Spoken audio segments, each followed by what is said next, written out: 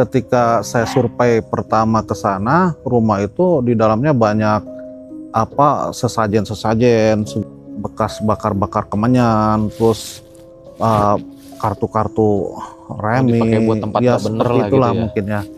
Mungkin dipakai cari angka lah, kalau dulu itu togel mungkin ya. Kalau ibu saya sering dengar kalau suara-suara nangis, perempuan nangis, terus ternyata sekitar jam 11 malaman lah, jam 11 malam itu saya baru aja mau merabahkan badan, itu udah kaki saya ditarik 3 makhluk tuh. Yang satu pegang kaki saya, yang satu tangan saya, terus yang satu dia duduk di dada saya sambil nyekik, tangan doang keluar dari jendela begini kan. Keluar dari jendela, saya mau digorok, cuman saya takbir Allahu Akbar, saya bilang itu, nah hilang dia. Saya kan waktu itu tidak jauh dari suka berpuasa ya. Saya sering kali mungkin ada satu permintaan saya mungkinnya, cuman itu godaan apa gimana kalau menurut saya begitu.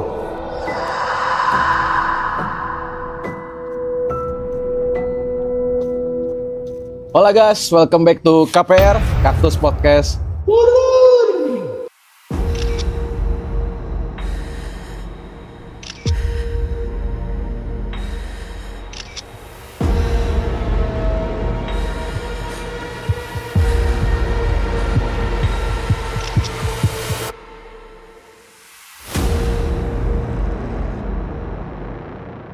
Oke, malam ini kita telah mendatangkan seorang narasumber yang tentunya narasumber yang sangat spesial malam ini.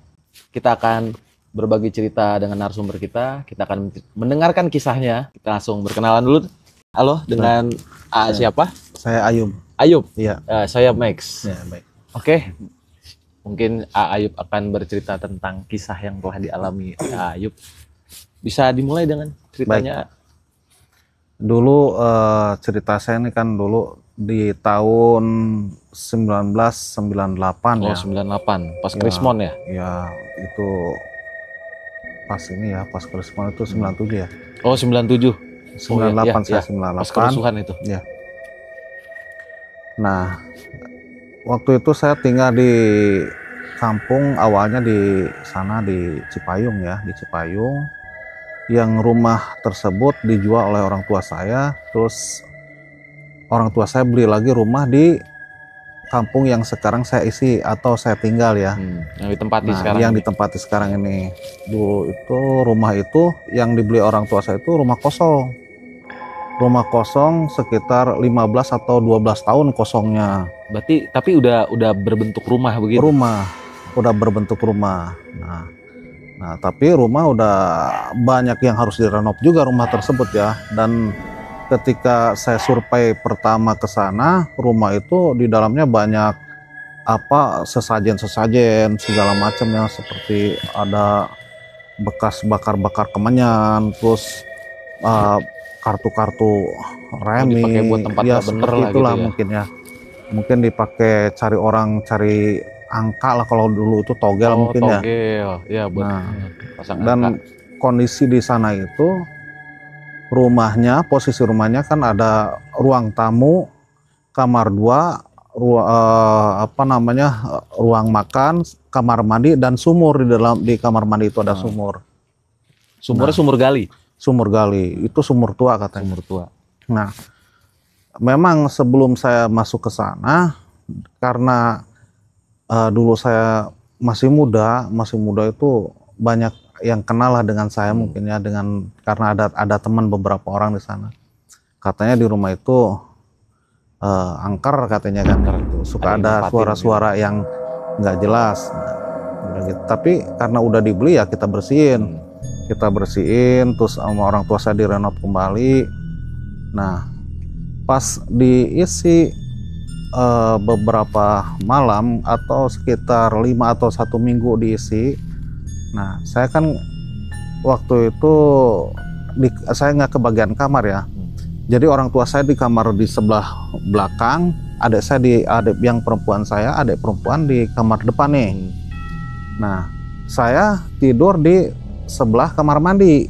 Itu di rumah itu ada berapa orang yang nempatin? Yang nempatin ada saya, adik saya, ada 5 orang. 5 orang. 5 orang. Nah, karena kan bapak saya dulu juga seorang security juga kan. Nah, bapak saya seorang security. Jadi kalau yang ngisi di rumah itu saya mungkin pengganti bapak mungkin ya, anak yang paling besar. Nah, terus kadang-kadang ada teman saya yang suka nginep di situ, orang situ ya, anak situ. Nah, itu pas kalau nggak salah itu, kalau malamnya saya lupa, malamnya itu lupa. Pas malam kejadiannya? Kejadiannya itu lupa. Nah, jadi kalau ibu saya sering dengar kalau suara-suara nangis, perempuan nangis, terus kadang-kadang cuma suara aja, tapi suara nggak ada wujudnya. Iya, nggak ada. Terus kadang-kadang ada suara meja yang didorong gitu kan, gitu. Cuman karena saya suka ikut begadang dengan bapak ke hotel waktu itu, jadi nggak tahu. Nah, pas 1 minggu kemudian saya tidur di rumah, ternyata sekitar jam 11 malaman lah, jam 11 malam itu saya baru aja mau merabahkan badan, itu udah kaki saya ditarik sama makhluk yang segede-gede gini ya, pokoknya pendek-pendek, gendut, brewok, itu kayak kalau kayak kurcaci begitulah bang. Nah, itu tiga makhluk tuh, yang satu yang satu pegang kaki saya, yang satu tangan saya, terus yang satu dia duduk di dada saya sambil nyekik.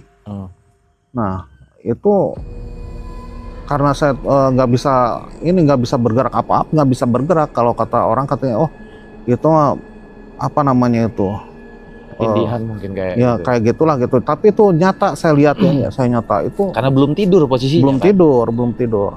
Nah, udah gitu saya ini diinjek-injek kan, ini dipegang nih, tangan dan kaki dipegang kan. Saya nggak bisa gerak gitu. Nah, akhirnya saya baca sampai baca ayat kursi. Nah, itu baru takut ya. Takut. Dilepasin dia, tapi ketawa-ketawa, sambil ketawa-ketawa lari ke kamar mandi kan. Nah, udah gitu saya sempat duduk, saya ini apa, saya bilang. Terus udah gitu saya tiduran lagi, muncul lagi di tembok, munculnya yang satu di tembok, yang satu datang lagi dari kamar keluar dari tembok gitu. Iya, yang satu yang di dada itu. Nah, ini yang kedua kalinya dia pegang dua-duanya tangan saya nih. Yang satu pegang, terus yang satu pegang kaki saya, ditarik-tarik gini, tarik-tarik. Tapi pas kejadian kayak begitu, pas lagi ditarik gitu, nggak ada yang tahu gitu? Nggak ada, saya tidur semua mungkin? Tidur semua, saya teriak itu sekitar. Udah sampai, itu mungkin sampai 1 jam saya guling-guling itu, sampai ke bawah-bawah itu. Karena ditarik-tarik terus, saya ditarik-tarik, pokoknya saya nggak bisa bergerak, pokoknya itu ditarik aja kaki saya itu, terus kaki sampai sebelah diseret-seret kan, udah gitu kembali saya baca ayat kursi lagi, nggak ada lagi tuh, dia lari lagi ke kamar mandi lagi. Aduh, saya kan sampai nggak bisa tidur tuh, saya sampai bolak-balik. Saya bangunin teman karena teman saya di tempat di kursi. Saya pindah ke kursi sekitar jam 1 lah ya. Jam 1 itu saya pindah ke kursi. Tapi dari kejadian pertama itu belum tidur sama sekali? Belum. Sampai pindah ke dekat kursi itu belum tidur juga? Belum. Berarti lumayan lama diganggunya itu. Itu sangat. Nah, udah gitu kan sampai keluar keringat ya, sampai pokoknya baju itu sampai basah itu, saya itu waktu itu sampai basah, pokoknya keringatan saking capeknya gitu kan. Baru gitu ngerasain pengalaman seperti itu. Nah, itu pertama kali saya itu. Nah, memang saya waktu itu tidak jauh dari suka berpuasa ya. Saya sering kali mungkin ada satu permintaan saya mungkinnya, cuman itu godaan apa gimana kalau menurut saya begitu. Nah, cobaan lah, coba. Udah gitu. Nah, sekitar jam 1 saya pindah ke dekat kursi itu. Teman saya kan kepalanya ke sebelah ke sini nih. Saya tidur begini, itu di situ ditarik lagi kaki saya itu, kursi itu sampai ke bawah kan, kursinya letter L waktu itu ya. Itu sampai ke bawah itu kursi itu, sampai ke bawah saya Ketarik juga sama kursi-kursinya. Iya, sama kursi-kursinya itu. Teman saya sama saya digini, bangun, nggak bangun, itu aneh. Dia nggak bangun, nggak bangun, saya bingung itu orang kenapa pada tidur semua gitu kan. Itu teman saya begini-gini kepalanya nggak bangun. Ditendang-tendang gitu kepalanya. Iya, ditendang-tendang nggak bangun. Itu kursi sampai gimana sih, sampai acak-acakan gitu. Nah, di situ itu makhluk itu ngejar lagi gitu kan. Tapi tetap dengan baca ayat kursi itu hilang lagi, dia lari. Setiap kali baca ayat kursi itu dia langsung pergi. Dia pergi. Nah, saking saya kesel, saya kejar ke kamar mandi, ternyata masuk ke sumur. Oh, ke dalam sumur. Ke dalam sumur dia masuk itu. Jadi masuk ke sumur itu nggak ada dia langsung. Posisinya di posisi sumur itu berarti di dalam kamar mandi. Di dalam kamar mandi ada. Dia kan sumurnya itu terbuka dia. Sumur galian. Iya, masih pakai timba gitu dulu itu kan. Gitu. Nah, udah gitu sekitar jam 2 atau setengah 3 terdengarlah tahrim waktu itu ya, terdengar tahrim. Saya karena udah capek, badan udah capek, udah lelah sekali itu. Berantem mau yang begitu ya, sudah lelah pokoknya. Gitu. Nah, saya tiduran di dekat jendela begini, masih posisi di kursi. Itu ada tangan segede gini nih, kayak tangan King Kong, tapi pegang golok dia. Tangan doang keluar dari jendela begini kan. Keluar dari jendela, saya mau digorok, cuman saya takbir Allahu Akbar, saya bilang itu, nah hilang dia. Gitu. Itu maksudnya tangan itu dari dalam apa dari luar? Dari luar ke dalam. Pegang golok? Iya, pegang golok itu tangannya sudah gini. Gede itu ya? Cuman kayak King Kong gitu, bukan kayak tangan manusia, kayak King Kong berbulu begitu tangannya. Berbulu ya. Dia pegang golok. Nah, pegang golok mau gorok saya kan, udah mau gorok saya bilang, saya takbir Allahu Akbar, nah hilang itu. Hilang. Nah, itu walaupun udah subuh itu saya bangunin teman saya nggak bangun dia itu. Nggak bangun itu sampai acak-acakan. Nah, akhirnya di paginya ibu saya kan bangun. Ini kenapa acak-acakan katanya. Saya teriak-teriak tadi malam, saya bilang nggak ada yang mau dengar, nggak ada yang mau dengar. Mungkin saya teriak sama si makhluk itu mungkin dibikin nggak mendengar atau bagaimana? Kayaknya begitu. Padahal saya teriak-teriak itu di situ di kamar ada adik saya, ada ibu saya, ada teman saya. Logikanya kalau dalam satu rumah, misalnya kita teriak kencang juga, pasti kan kedengeran dong. Iya, betul. Itu makanya di situ saya sampai marah-marah ke teman saya kan, saya bilang, itu kamu gimana sih? Saya bilang, saya injek kepala kamu, masa kamu nggak dengar apa nggak ngerasa gitu ya, nggak sadar, saya bilang gitu. Saya nggak pernah, katanya nggak ngerasa diapa-apain katanya. Ini kursi, lihat tuh, saya bilang, dikiranya kursi itu diacak-acak sama saya, bukan. Saya bilang ini, saya berantem tadi malam, saya bilang sama jin pendek, kecil lah, kayak kurcaci begitu. Ininya perutnya gede-gede, tangannya kayak inilah, kayak orang-orang kerdil gitu kan. Cuman jenggotnya segini, jenggotnya. Dia matanya merah semua ya kan, matanya merah semua dia. Itu si jin itu. Nah, akhirnya setelah kejadian itu, orang tua saya bawalah ahli spiritual, yaitu guru ngaji saya. Nah, bawa guru ngaji saya, akhirnya rumah itu dibersihin. Nah, dibersihinlah rumah itu sampai dengan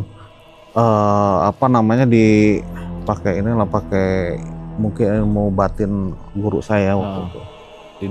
Didoain lah gitu kan. Akhirnya amanlah rumah itu, tapi karena mungkin itu orang tua saya cuman, kan di situ tinggalnya orang tua saya cuma 1 tahun, tahun 98 sampai tahun 2000 saja. Nah, saya menikah dengan orang situ. Nah, akhirnya rumah yang ada jinnya itu dijual kembali sama orang. Nah, saya menikah sama yang sebelah rumah itu, tetangga. Nah, sekarang rumah itu masih tetap ada. Masih ada dan saya tinggal di belakang rumahnya gitu, Pak. Tapi yang bikin penasaran tuh alasannya apa sampai si makhluk ini ngeganggu gitu, sampai narik? Iya. Ada apa, dia masa terganggu kah atas karena rumahnya ditempatin atau? Iya. bisa jadi karena kan saya waktu itu nggak pernah ketinggalan sholat ya, sholat wirid gitu kan, seperti itu. Memang saya waktu itu sedang ngewirid ini, ada satu wirid lah saya iniin lah, diperdalam lah gitulah. Mungkin mereka merasa terganggunya seperti itu. Dulunya mereka biasa dikasih makan apa-apa mungkin ya. Sama gara-gara waktu rumahnya kosong dipakai buat sesajen segala macem mungkin. Iya gitu. Nah, pakai tempat yang nggak benar. Ketika diisi sama kita mungkin merasa terganggu gitu kan. Nah, kemudian kalau seumpamanya kalau barang-barang yang suka geser, pindah gitu ya, itu mah udah sering itu mah. Cuma sampai sekarang tapi masih terjadi apa enggak? Kalau sekarang nggak tahu tuh, karena kan saya udah nggak tinggal di situ ya. Kalau dulu waktu masih ditinggal, kita mau ngopi itu kopi dari sini pindah ke sana gitu kan. Kita ngeliat gini dia tiba-tiba tergeser gitu. Iya. Sampai saya kan seringkali orang tua saya pun itu nggak betah itu di situ, tinggal di situ hanya beberapa bulan lah, nggak betah lah gitu ya. Orang tua saya sampai pindah lagi ke Cipayung gitu kan, sampai pindah lagi ke Cipayung. Nah itu ketika orang tua saya nggak ada, kan orang tua saya ada yang dari Sukabumi ya, lagi pulang, semua kan kosong nih. Saya sama teman saya ini di rumah itu juga. Kita kan lagi pada ngopi nih bertiga. Ini kopi nih satu bertiga. Ini nggak ada yang ngopi, orang lagi pada pergi, dia pindah ke sana. Ini yang tahu saya kan, saya bilang. Saya tanya ke teman saya, kamu minum kopi itu ya? Enggak, katanya. Loh, kok itu pindah? Jadi kejadiannya waktu dipindahin tuh ngelihat dengan mata kepala sendiri langsung dipindahin? Enggak sih kalau ngelihat begitu. Jadi misalnya kita lagi nggak merhatiin, tiba-tiba dipindahin. Pindah kopinya itu. Saya bilang kok kopinya jadi pindah ke sana, saya bilang gitu. Jadi pindah dia. Terus kita lagi bakar ayam pun ada waktu itu kan, saya bilang kita masak deh pakai ayam, kita bakar ayam ya. Itu di belakang dapur ada yang kayak orang kayak lagi makan gimana sih, begitu nyepak gitu lah. Iya, nyepak gitu. Saya bilang ke teman, Wan, coba lihat lu tuh di belakang ada anjing kali, gitu. Di mana ada anjing sih, nggak boleh. Atau malam kejadian? Malam jam 1. Coba lihat tuh di pintu tuh, di samping pintu nggak ada apa-apa katanya. Tapi dia berani ngelihat keluar? Nggak berani. Cuma takut juga dia mungkin ya. Nggak berani, kan waktu itu di tahun segitu masih pada gelap lah, sepi lah. Saya bilang, ini bulunya jangan dibakar, saya bilang, kalau dibakar nanti bau kemana-mana, saya bilang ya kan. Oh ya udah tuh dimasukin ke kresek aja katanya begitu. Nah kita ketika goreng ini si daging itu, ayam itu ada suara itu, begitu ceplak gitu. Kayak orang lagi makan ya. Iya, kayak orang lagi makan. Wah, saya bilang nih ya, kayaknya nggak benar nih Wan, saya bilang. Pengen mungkin. Iya gitu. Nah di situ setiap kali orang tua saya kalau nginep di Sukabumi itu suka agak lama, seminggu ya. Jadi rumah itu sering saya yang ninggalin gitu. Kalau soal yang lainnya, kalau menyerupai ibu saya, pernah juga menyerupai ibu saya. Dikira ibu saya udah pulang. Kan. Saya bilang, oh udah pulang, ya, mama, saya bilang. Ya udah saya balik lagi. Ternyata belum pulang, baru pulangnya sore gitu kan. Sukabumi. Iya masih Sukabumi, masih di perjalanan. Gitu. Oh udah pulang gitu aja udah. Tapi waktu pas ngelihat gitu nggak ngomong nggak apa gitu, cuma ngelihat aja. Cuma ngelihat aja. Oh lagi di dapur kan. Oh itu kok udah pulang, saya bilang gitu kan. Itu pada siang itu. Siang gitu. Oh, sama seperti kejadian saya waktu tempat kerja, sama kayak begitu. Temen ngelihat temen yang lagi jalan dipanggil, nggak nengok-nengok, dikejar. Padahal orang lagi duduk di tempat lain. Gitu kasih tahu katanya, lu gue panggilnya diem aja. Di mana? Itu di jalan yang tadi son. Oh gue dari tadi di sini nggak kemana-mana katanya. Berarti dia bisa berubah wujud juga ya gitu. Iya. Begitu. Itu udah beberapa kali sebenarnya Bang, kalau ngelihat hal-hal seperti itu ya. Kalau ini seputaran rumah saya yang sekarang posisinya di kampung saya sekarang ini, yang saya tinggal ya gitu. Nah sekarang pun rumahnya masih ada, Cuma rumahnya udah bagus sekarang dan sekarang lagi dikontrak sama orang. Oh, ditempatin orang lain, Dikontrak sama orang. Tapi dari kejadian kayak gitu, setelah didoain sama guru spiritualnya itu, apakah masih ada gangguan selain itu atau ke yang lain ganggu? Paling di luar. Di luar. Kalau di luar ya paling di luar kita kalau seumpamanya lagi di dalam nih ya. Kadang-kadang kalau di luar tuh suka ada perempuan. Kalau perempuan suka duduk ya kan ada terasnya nih, rumah kita tuh ada terasnya. Itu suka ada perempuan duduk. Nah itu yang lihat tuh teman saya pernah. Katanya tuh, kok ada perempuan ya, siapa ya, itu aja. Lagi duduk tapi gitu. Tapi nggak dikenali, nggak kelihatan mukanya gitu. Nggak kelihatan kan, di belakangnya. Oh, ngebelakangin. Iya. Ada perempuan. Terus kadang-kadang suka ada yang ngobrol gitu ya, ngobrol gitu. Saya bilang, emang dari mana, Wan? Namanya Iwan kan temannya. Ngobrol di mana itu udah ada. Saya lihat di jendela nggak ada. Tapi ada suaranya. Ada suaranya tapi nggak ada orangnya. Kalau saya nggak dengar, itu teman saya yang dengar itu waktu itu. Terus saya udahlah, saya bilang. Nah akhirnya si Iwan ini cerita, emang kan di sini mah dari dulu juga katanya udah angker katanya, kan udah lama katanya. Ini orang nggak pernah mau siang juga ke sini katanya, masuk ke sini, tapi di sini kan udah diisi sama kita. Kalau kita kan udah nggak tahu tadinya. Gitu.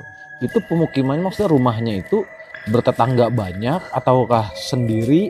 Ada 3 rumah di situ. Ada 3 rumah. Tadinya 3 rumah, kan dulu itu tahun segitu kan masih jarang rumahnya.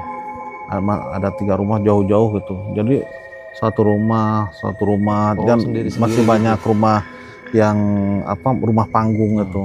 Rumah panggung. Masih banyak rumah panggung. Nah kebetulan yang rumah permanen itu rumah yang kita beli, yang saya tempatin. Nah kalau hal-hal yang seperti sebenarnya selama 3 bulan itu terus ada aja pasti setiap malamnya itu kalau ini ada dia. Cuman nggak seperti yang terjadi ke saya ya, sampai saya berantem, terus sampai saya ngelihat wujud ibu saya kan gitu. Ibu saya di dapur lagi goreng apa gimana gitu ya, lagi masak lah gitu. Saya bilang, oh udah pulang, udah kalau saya kan nggak pernah berpikir apa-apa, akhirnya saya balik lagi udah gitu. Tapi ke orang penghuni rumah yang lainnya dia nggak ngeganggu? Kayaknya kalau ke mama saya kayaknya pernah ngelihat, cuman kan orang tua nggak pernah ngomong kalau orang tua. Iya. Gitu. Tapi yang lain mah seperti adik saya kayaknya nggak pernah lihat ya.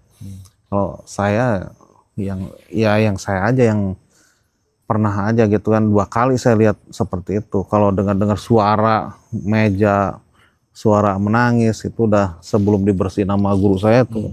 Tapi setelah dibersihin sama guru saya, rumah tersebut guru ngaji ya.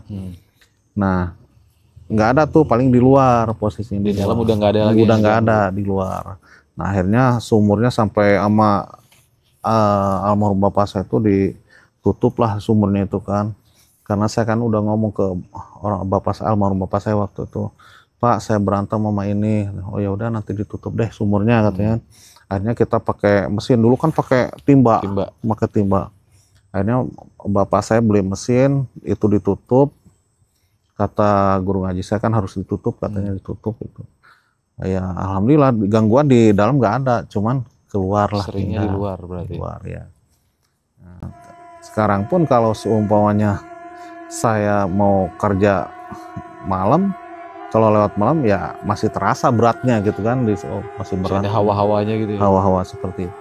Walaupun udah diisi sama orang, tapi sekarang kan yang namanya rumah itu dikontrak, kadang-kadang ada orangnya, kadang-kadang nggak ada.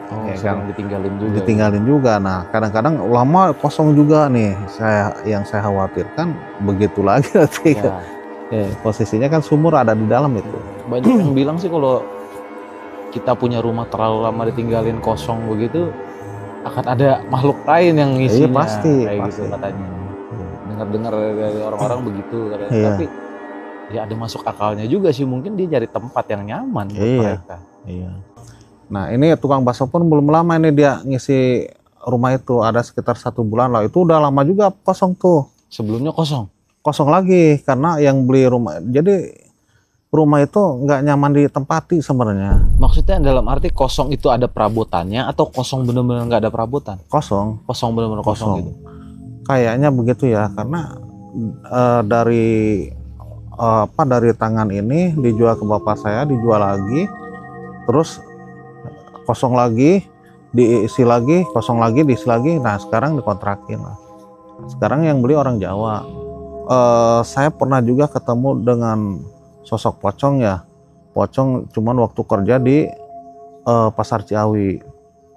Waktu kerja di Pasar Ciawi itu waktu pembangunan sekitar jam 9 malaman lah. Itu hujan ya, lagi hujan. Saya naik ke atas lagi pembangunan nih, pasar belum jadi nih. Itu di belakang toko emas yang sekarang di Pasar Ciawi ini, di belakang pas tangga itu saya lagi sio kan nggak boleh malam ya, saya lupa waktu itu. Saya sio lagi nyanyi lah gitu kan. Ternyata pas di tangga itu ada sosok pocong. Ternyata pocong itu tinggi ya, yang saya lihat tinggi ya. Tinggi. Cuman ini mukanya ini kayak daun pisang yang udah tua keras kering ya. Ini nggak ada dagingnya. Ini matanya hitam gitu, merah ya. Keriput gitu. Nggak keriput, kayak daun pisang gimana sih? Oh iya, kering. Nah iya, ini gigi keluar, ini gigi kelihatan, ini nggak ada hidungnya, nggak ada. Ininya kotor nih, si kainnya tuh kotor. Kain kapannya udah kotor lusuh ya. Itu saya pas ketemu itu sekitar jarak 1 meter gitu, saya mau balik badan nggak bisa, nggak bisa sih. Jadi larinya mundur, lari mundur gitu. Nah udah lari mundur gitu karena saking takut sampai kebelet kencing waktu itu, karena pas saya mau kencing karena tukang bangunan ini jorok ya waktu itu di Pasar Ciawi itu saya masuk banyak kotoran di kamar mandi itu. Akhirnya saya kencing berdiri waktu itu ya, kencing berdiri di besi. Udah kencing berdiri di besi, nggak taunya ada yang tinggi gede sampai nggak kelihatan. Si pocong bukan pocong gitu mah, bukan, karena saya merasa takut dengan pocong itu sampai kebelet pipis gitu gimana. Nah saya lari ke dekat pos mau kencing, saya kencingin besi di samping pos itu ada yang berdiri kayak monyet juga, gede itu, sampai saya kekencingan sama saya mungkin ya, itu saya sampai sakit ini dari tulang belakang ini sampai ke bawah kayak ada yang narik gitu, sampai nggak bisa napas. Akhirnya saya sampai pulang. Kebetulan di rumah ada Ibu Haji. Nah, Ibu Haji dikasih air, saya diobatin terus sembuh tuh. Waktu itu langsung sembuh lah gitu. Katanya ini kamu kencing sembarangan, orang kekencingin katanya sama kamu. Sebenarnya kejadian di Pasar Ciawi pun udah beberapa kali, ada anak-anak kecil pada lari, ada anak-anak kecil lari. Apa di situ tanahnya bekas tempat pemakaman kah atau apa? Kayaknya sih bukan ya, itu bekas pasar lama gitu. Cuman kan di posisinya dibangun bertingkat kan. Nah waktu itu malam-malam berikutnya saya ngontrol, ada anak kecil kan, ada anak kecil 2, kecil-kecil gimana sih, kayak gimana ya, kecil-kecil kurus lah gitu ya, pada lari gimana sih, lari sambil ketawa-ketawa lari. Oh saya bilang kok ada anak-anak kecil, ini bukan manusia kan, kalau manusia nggak segede kucing kan, itu segede kucing. Kecil bro. Nah, segede gini lah, lari kan 2 pada ketawa-ketawa gitu. Itu posisinya gelap tapi saya kan saya kelihatan. Waduh, saya bilang ada juri gitu. Saya pergi lagi ke pos tuh. Nah, itu waktu di pengalaman di Ciawi. Nah lain lagi waktu saya pengalaman di tempat kerja yang di sini, tempat wisata ya. Tahun berapa ya lupa lagi saya, sekitar tahun 2013 atau 2012 gitu ya. Nah teman saya ini mau pinjam motor, katanya mau apel ke rumah pacar. Ya udah pakai aja sih bang. Cewek ya. Ya pakai aja, jam habis isya dia berangkat. Itu kan yang namanya tempat wisata kan lampu nyala semua ya, nyala terang lah gitu. Di sana waktu itu banyak sponsor KFC. Nah ada umbul-umbul KFC pakai bambu.